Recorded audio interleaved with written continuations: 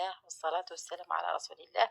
اليوم جيتكم بقراطة بطاطا بأجنحة الدجاج والعناق تاع الدجاج على طريقتي.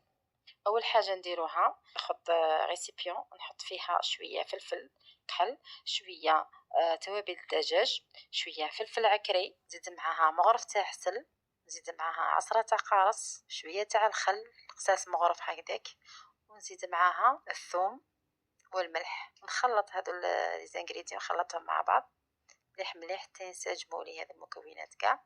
ومن بعد نحطهم على أجنحة الدجاج ونسيي ندخلهم مليح مليح في هذه الماريناد هذه حتى نخليها تقعد لي واحد الساعة هكا، كل ساعتين تتشرب لي الخليط هذاك سوسوا. ومن بعد نحكم المول اللي يدخل الفور ندهنو بالزبدة، نحط عليه بصل دي رونديل ونزيد نحط عليه الطوماطيش ثاني دي رونديل، نوزعو على كامل البلا تاعي.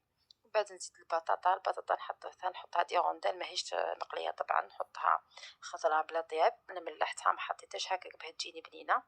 ومن بعد نستف كي نكمل ندير الكوش تاع البطاطا كامل، طبقة تاع البطاطا بلا ما ننسى نزيد دي رونديل تاع الطرشي ماشي بزاف، شويه برك على جال لوغو برك، هذا ما كان. نحط عليها العناق تاعي والجنحتين اللي كانوا ديجا شربوا الماريناد تاعهم. ومن بعد نحكم الماريناد اللي بقالي، نزيد معاه حبه تاع الجمبو طبعا، نزيد عليه شويه تاع الماء قصاص واحد ونص كاس هكذاك، ونخلطو مليح مليح. ومن بعد نحطها فوق البلا تاعي يدخل الفرن. ومن بعد نحكم بابي كويسون نشمخو مليح مليح بالماء ونعصرو، ومن بعدها نغلف به البلا تاعي اللي يدخل الفرن، نغلفو مليح من كل النواحي. ومن بعد نزيد عليه بابي الومنيوم، نزيد نحطو فوق هذاك البابي كويسون، نغلفو مليح باش ما يخرجش كاع لا فابور منه. ومن بعد نحطو في الفرن اللي كنت شعلته من قبل مدة 15 دقيقة على 80 درجة، ونخليه يطيب.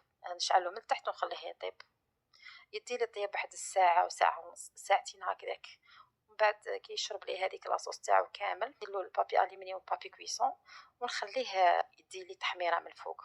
هذه هي النتيجة النهائية.